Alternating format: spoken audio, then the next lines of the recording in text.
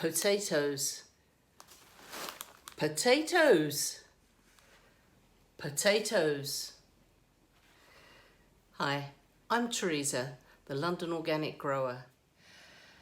There are so many different varieties of potatoes and they're mainly categorised in three different ways: first earlies, second earlies and main crop. The first earlies tend to have a smaller crop and obviously come earlier in the season. The second earlies have a slightly larger crop and the main crop is the bulk of the potatoes that are grown in the UK. Obviously it gives a far bigger crop, but they tend to be ripening already later on in the season when blight is definitely a far bigger risk. First and second earlies tend to grow nearer at one level, and they don't really need earthing up. Sometimes you might want to put some soil or compost on top of them. One is if you think that there's a frost coming, it protects the young tender shoots that are growing because you don't really want them damaged by frost. It may not kill the plants, but it will certainly set them back and give you a later crop. The other reason is because they are on one level, they can get exposed as they push up. They can get exposed to the light, and that will mean that the potatoes go green. And you don't want that either because green potatoes are poisonous.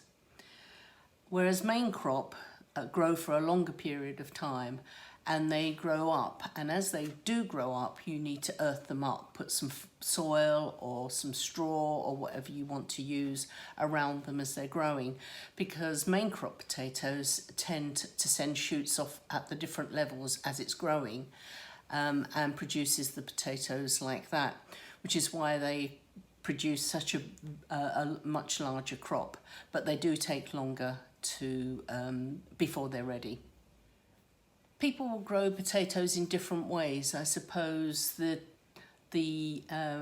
typical way, or the way in which most people will grow potatoes, is to plant them approximately a foot deep. Some people will grow them on top of the soil or fairly closely underneath the soil, and others will grow purely in buckets or barrels or something like that. That tends to be a way a lot of people are going. I've seen a lot of people now that swear by growing their potatoes in buckets. We're no dig, so we grow our potatoes slightly close to the surface, and we find that works really well. And the issues about growing in buckets, i.e. that it's less work, tend to be true with no dig methods of growing potatoes. We only grow first and second early potatoes anyway because we have a lot of blight on the allotment and they grow at one level, so when you pull the plants out you near enough clear all the potatoes, and it's quite an easy way for us to grow it. But we do have a lot of leaf mulch to hand, so that if we see a frost coming or if we can see the potatoes getting quite close to the surface, we put a layer of that on to exclude the light and to protect the potatoes. A lot of people will chit their potatoes, and chitting means putting them in either egg boxes or crates, and I'll show you some more of these in a minute, to start to get shoots on them. But there's been a lot of work done, and it shows that whether or not you chit, it doesn't make any difference. So you don't have to chit potatoes. They're saying that it doesn't make a difference. However, we still do. Chitting the potatoes, and why we do it is because when you get them in the bags, they can get quite tangled up, and this way you can see, the air can get around them so that they don't decay. You can check them for any diseases, and also the shoots, and you can probably see some coming now, will grow upright so that when you plant them, they're at least in the same position. So although there's no real need to chit them, we still do. And they need to be put into a very light and cool place to chit. And it's very easy to chip them upside down. I've done it before. And you'll see when you look at the bottom of the potato, a little mark like this, which I consider to be like the umbilical cord. So this was the bit that was attached to the main plant. So that it produces a little bit like a little belly button, as I call it. That bit goes down, and these bits where the shoots come up are the top, so that when you're placing them into your egg trays or however you're going to chip them, you can do that. And it's good because, as I said, you can keep an eye on them. If any of them start to rot, you can take them out before they damage or infect any of the other potatoes. The two varieties of potatoes that we grow each year are Charlottes and Marfonas. It's now the beginning of February and we're still eating Charlottes that we grew last year. They're very versatile, they store well, and they're removed before the blight hits our site. The Marfonas I'm still waiting for. But a lot of people were talking, so the Charlottes are second earlies, as are the Marfonas. But a lot of people have been talking about Kestrel, and this is a second early as well. So I thought I'd give that a little try and see what they're like. And last year I put in a row of pink fir apple, which we really enjoyed. I've grown them before, but I haven't grown them for an awful long time, but it reminded us of how delicious this salad potato is. They can be quite knobbly and a real pain to peel if you chose to peel them. I've discovered that if you cook them first, you can peel them quite easily, but now we just wash them and eat them with their skins on. The two varieties of first earlies we're growing, which is Swift and Foremost, we're going to grow in buckets. We're going to start them off in buckets in the greenhouse, and then when I need the space and when they start to bring up their shoots and it's a bit warmer outside, I'll take them out and let them grow on out there.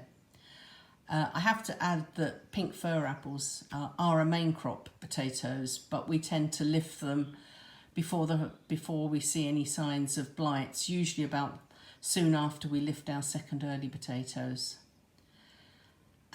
Each year at about Christmas time, we do like a good roast potatoes, and although we like Charlottes and they roast well, we do like that fluffy inside and the crispy outside, and we tend to buy a bag of Maris Piper or King Edwards. So this year I've picked a few seed potatoes, and I'm actually going to grow them in buckets at home where I can keep an eye on the blight, where I'm hoping it will be a bit more protected, and just give it a try. I've never grown main crop potatoes before, so it will be a test for me. So these are our main potatoes for this year, all chitting really nicely.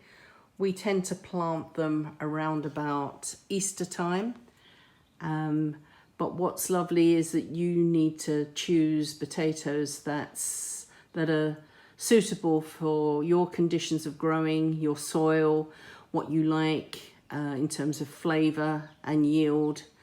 And there are so many out there, it's lovely to try something different each time. Now these potatoes are our Captain Cook potatoes. So the story behind the Captain Cook potatoes is I find it quite interesting. About 3 years ago, I think it was 2018, we were going on a trip to Australia, New Zealand and Hong Kong. And I was flicking through some magazines and I saw an article that Rick Stein had written recommending a fish restaurant in New Zealand called Fleurs. And she said, if you can't go anywhere else, go to Fleurs. So I went onto the website and I Googled Fleurs, and it's this beautiful kind of fish hut where you can almost touch the ocean, and it's where they get all their seafood and fish from, and there's a small fishing community too, so she gets them from the boats. But the other thing I noticed on her website was that she grew her own vegetables that supplied the restaurant as well. And she was renowned in New Zealand for growing one of the original strains of the Captain Cook potato. Now, I know it has a particular name, this variety, but I'm not sure that I can remember it. Well, I can't. And so I emailed Fleurs and I booked a table for when we were going to be over there for our trip, because we were going to be passing close on our return journey to the airport. So I booked a table, and in my email I said to her that I noticed that she was growing these potatoes, and could I be cheeky enough to ask for a couple of seed potatoes from her, or a couple of her potatoes. And I got an email back saying, well, Fleur doesn't do emails, she's not a computer person, but she would pass my message on. When we got to the restaurant, we were having our starter course, and the next thing I know, this woman comes over and she said, are you the mad Brits that were asking for some seed potatoes? And of course we said yes, and she produced about 4 or 5 potatoes for me to bring back. And of course their seasons are very different, so she had already planted hers, so these potatoes they were planting them in summer. We were in probably about November, and we don't plant out until Easter time, depending on whether they're first, second or third or main crop potatoes. So I didn't know, and she didn't know what they were, in terms of she plants them at a particular time of the year. So I made sure that the potatoes were cleaned and we brought them back. And by the time I got to planting the potatoes in March, they were quite withered and very sad looking, but I thought I'm going to give it a go, and I potted them up in some pots at home, and when the frost and stuff started to come, I lifted them, and we did have some very, very, very tiny little potatoes.